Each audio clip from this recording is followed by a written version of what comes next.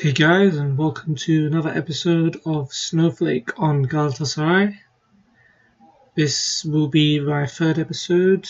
If you are very eagle-eyed, you will notice that the date mentioned in the video does not match the date it's been uploaded by about a week. That'll be because I basically prepared this a week ago and didn't get a chance to make this video until now. So please forgive me. Fortunately for Galatasaray, I didn't miss any matches between the 18th and when you're seeing this video, unless you're seeing it later than I uploaded it, which would make sense, but never mind.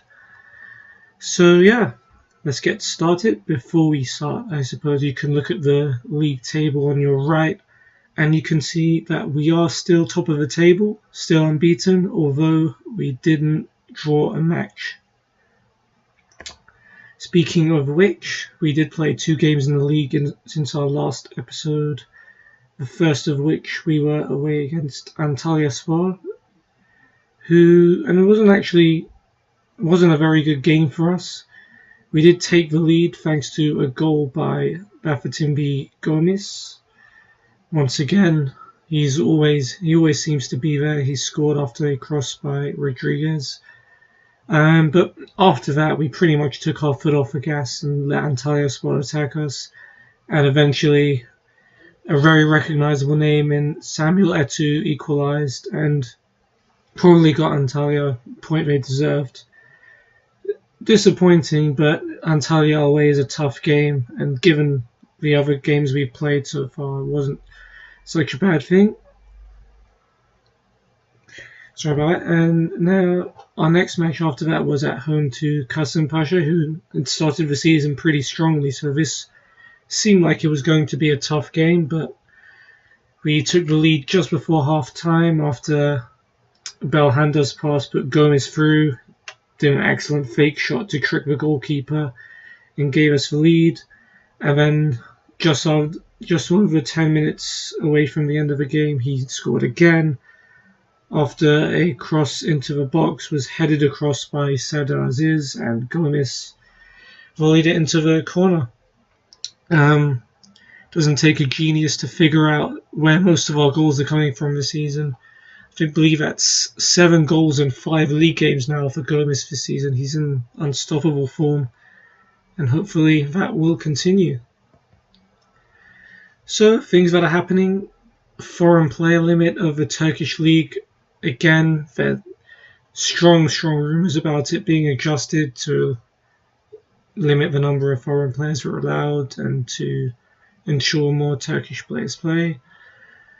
I guess some good points is that they're planning to gradually decrease the limit rather than just say it goes straight from 11 players to 5 players. And hopefully managers of our national team will stop making excuses for losing matches all the time, because the country of Turkey's size really should be doing a lot better than it has done recently. But of course, well, in my opinion, not of course, but in my opinion, there is a lot more negatives. So it will start in season 2019 to 2020, where the limit will go down from 11 players to 8. Every season after that will go down by 1 until it gets to 5. And that means, of course, Turkish players will become very, very much inflated. Right now they're going for cheap because clubs can just buy foreign players for a lot cheaper. But now, not now, but eventually, if this rule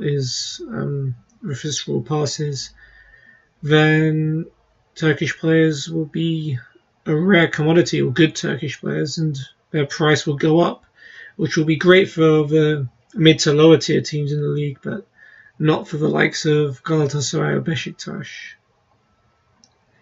And of course, this window we spent a lot of money on foreign players, and now we're finding out that it might not be, well, it may be wasted, so that's never a good thing. Quality of the league drops. Turkish teams progress less in Europe. I don't know if any of you saw Beşiktaş away to Porto, beat them 3-1. Would they have done that with a strict foreign player limit? Probably not. And I think before we have a rule like this, I think we should at least ensure Turkish clubs can progress in Europe and improve their finances, so they could actually fund some good academies and at least have a good squad to work with before the limit comes in. And yes, you read that right, even the president is getting involved, commenting about Turkish players needing to play games so the national team magically performs better. See, we've had foreign player rules in the past, and it hasn't made the Turkish national team any better, so just stay out of it, bro. No offense. Alright, next one. A player not many will have heard about outside Turkey is Sinan Gümüş. He's been on pretty poor form recently. Poor form. He hasn't really been playing, but it's mainly been his own fault. When he started at Galatasaray, he was a fantastic player. We got him for free. He was strong, fast, great dribbler, and scored a lot of goals, albeit against smaller teams, but he really looked like he could become something. He did want to leave Galatasaray in the summer, was linked with a move to Benfica, and the fans currently booing him for that. However, window is now over, so he's here. We might as well see what he's got to offer. But he was brought on in the match against Kasımpaşa, and even though he was only on the pitch for about 5 or 10 minutes, he did not look like he wanted to be on the pitch. It was pretty poor performance, to be honest. He kept losing the ball. He wasn't running. He didn't look like he wanted to be there, and that's disappointing to watch as a fan, especially when he started so well. And we've got loads of wingers at the moment. I've written Feguli, Belhanda, and Tolga there. I forgot Yasin Öztekin as well. And yeah, it looks like it's going to be tough for Sinan to get any sort of good run in the team, and especially if he plays like that. Next up, one of the guys I just mentioned, Tolga Çayırcı, who had an excellent start to the season, scoring 5 goals in 4 games, I think it was. But yeah, in the last couple of games, he has looked a little bit overconfident, which isn't that bad, rather overconfidence than underconfidence. But I'm starting to think that we should drop him and play Feguli now. Feguli will long-term be the better winger than Tolga. I mean, he's trying too many tricks at the moment. He's trying back heels that have a 5% chance of going off. His positional awareness on the pitch isn't that great. He runs a lot, but he's not usually where he should be all the time, let's put it that way, especially defensively.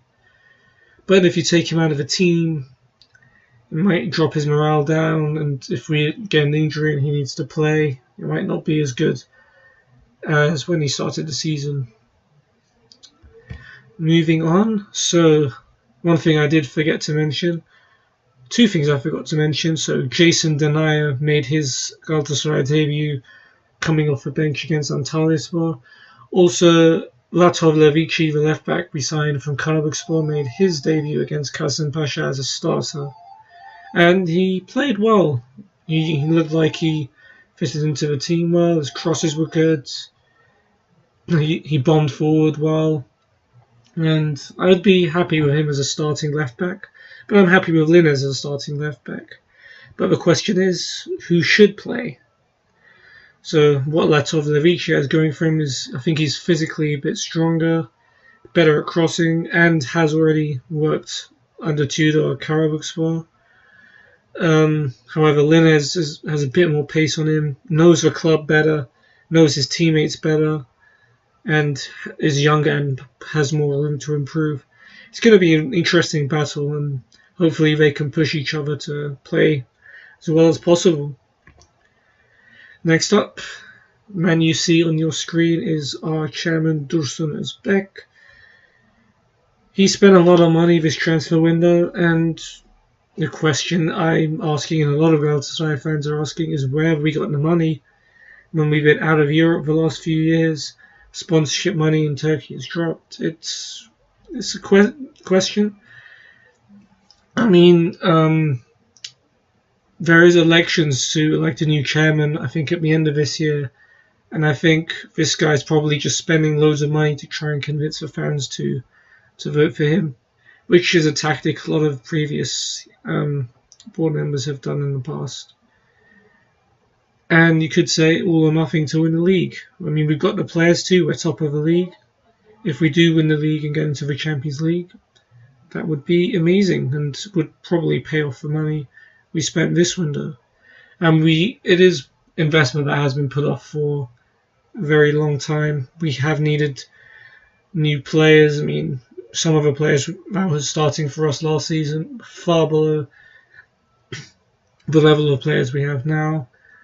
And you can see that in our league position and our performances that they're so much better now than they were last year.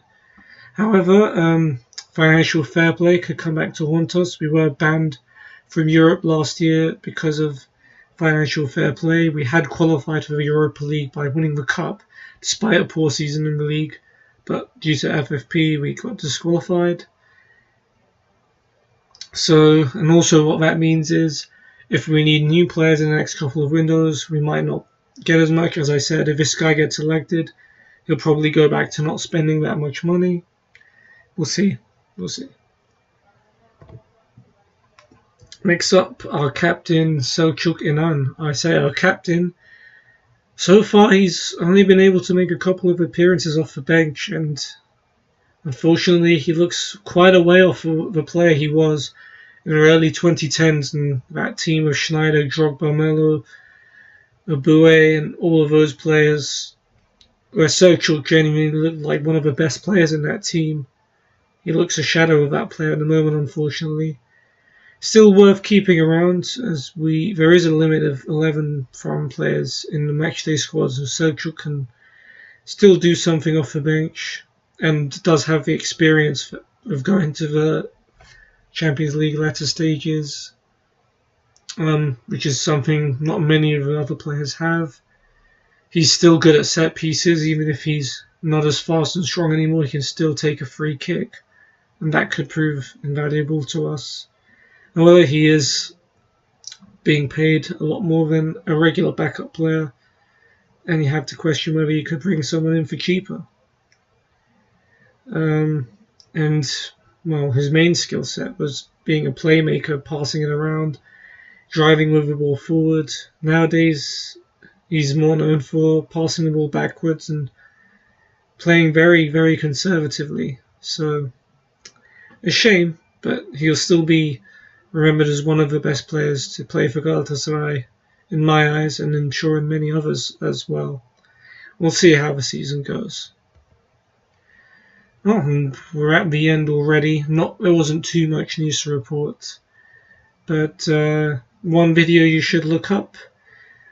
This is actually the picture you see there. Is the first time Fernando Muslera, a goalkeeper, skilled up Samuel Eto'o, actually after running with the ball all the way to the halfway line.